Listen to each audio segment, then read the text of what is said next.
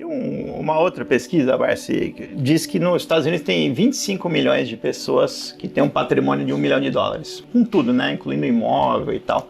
Aqui a gente tem 250 mil, é 1% do que tem nos Estados Unidos. Por que a gente não vai para frente? Por que a gente não consegue ficar rico? Eu acho o seguinte, talvez seja respostas, não é? Você conhece alguém que integre a estrutura Forbes só em imóveis? Não. Todos aqueles que integram a estrutura Forbes são através do quê? De ações. Negócios. De negócio e ações, entendeu? Então, eu acho que nos Estados Unidos, o universo de pessoas que têm ações é substancialmente superior ao do Brasil, né? E outra coisa, o americano, ele tem a cultura do investimento que mostra a ele que ele tem que investir na geração de riqueza. E é o que ele faz. E é o que nós não fazemos, tá certo? Então, as nossas diferenças estão aí, pura e simplesmente aí. Mas se eu tivesse que resumir o seu método em 3 pilares, eu diria que é comprar empresas perenes, que são boas pagadoras de dividendos, ter a disciplina para seguir aportando sempre mês a mês, ou semestre a semestre, ano a ano, enfim, sempre estar comprando mais ações e ter a paciência para esperar que os resultados apareçam. É mais ou menos esse o resumo do seu método? É essencialmente isso. Você sabe qual é a minha maior preocupação?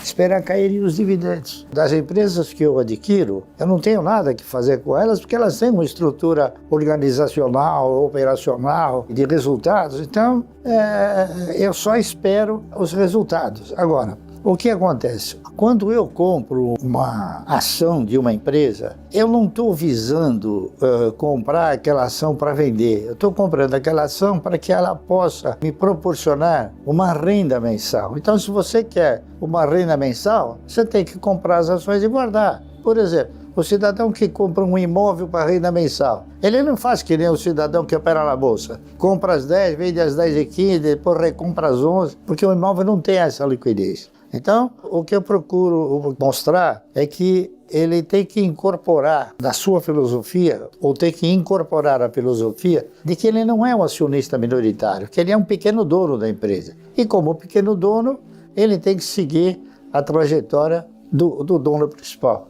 Essa é a postura que o cidadão deve exercitar. E para isso, é preciso que haja tempo, que ocorra tempo. Se ele não tem a condição de comprar um pacote de ações capaz de já lhe proporcionar uma renda mensal, então ele vai fazendo isso daí progressivamente, e é isso. Não tem mistério, tá certo? Então, tem que haver o quê? Disciplina. E ele tem que saber que, para se alcançar um resultado mais substancioso, tem que ter paciência. Tá correto? O senhor costuma dizer aí que qualquer um pode investir do jeito que você investe e alcançar resultados parecidos com aqueles que o senhor alcançou. Que conselho você daria para alguém que está começando agora e quer investir como o senhor, com o seu método e alcançar resultados parecidos com os seus? É simples.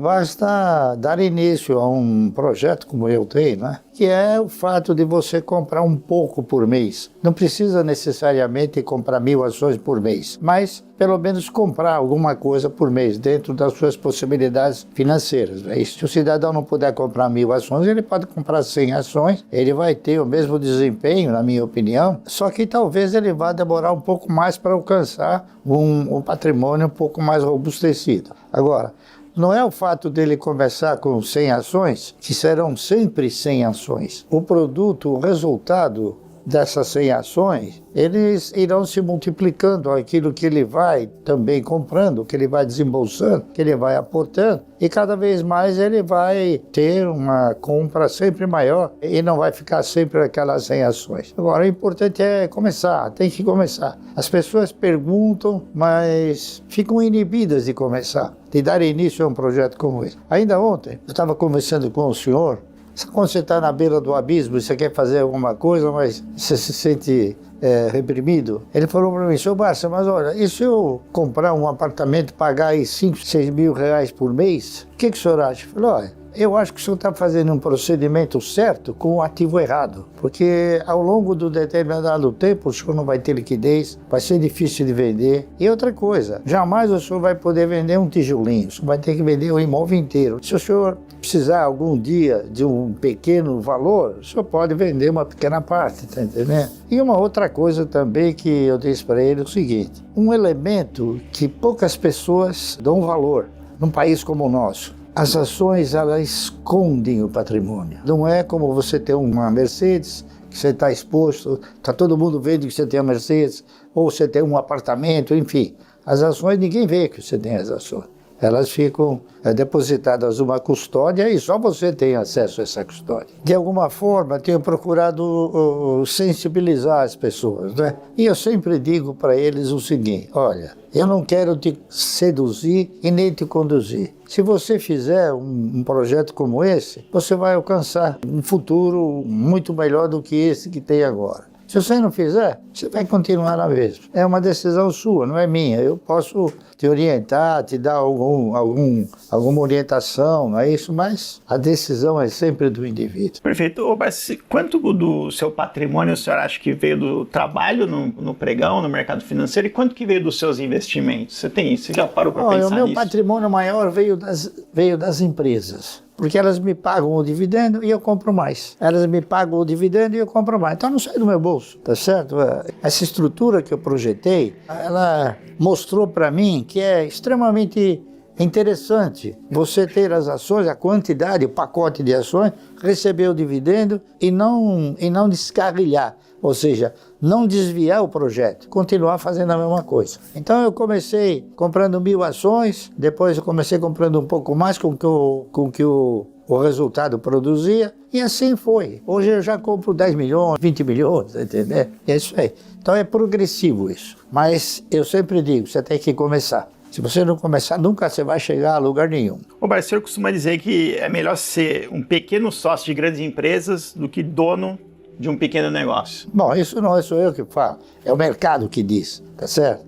Isso aí já é um fator consagrado, porque você pega, por exemplo, quantas empresas que ostentam projetos enormes quebraram e quantos pequenininhos quebraram, né? Então, agora, por exemplo, a pandemia não é que quebraram, é que desapareceu. Donos de um pequeno negócio desapareceram, porque houve um problema sério, problema de saúde, que nós não conhecíamos a gestação do problema. Então, isso aí deu assim margem a que a gente possa interpretar e consolidar essa filosofia de que, ao invés de você ser dono de um pequeno negócio, é melhor você ser parceiro de um grande negócio. Bárcio, o Lula falou isso aqui. Esse país precisa parar de ter gente vivendo de dividendos e ter gente vivendo de trabalho, de geração de emprego, de geração de renda, porque é isso que faz a economia girar. Você não acha que o problema do Brasil é ter gente vivendo de dividendos? Não. O mundo inteiro tem pessoas que vivem de dividendos. É que o Lula, acho que ele não sabe, mas ele não sabe que o mundo começou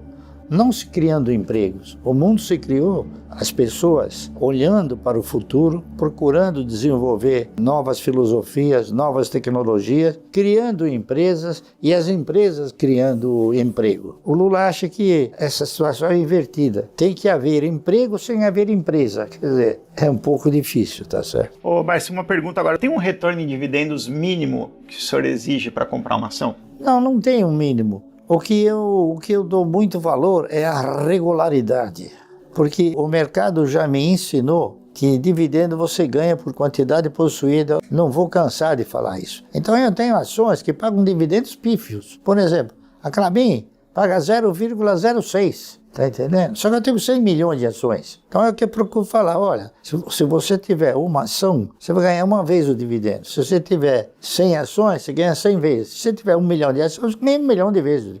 Então, o grande pulo do gato, diríamos, é exatamente esse. É você ter uma quantidade grande de ações, mesmo a empresa pagando um dividendo pequeno, você acaba recebendo um montante de recursos expressivo.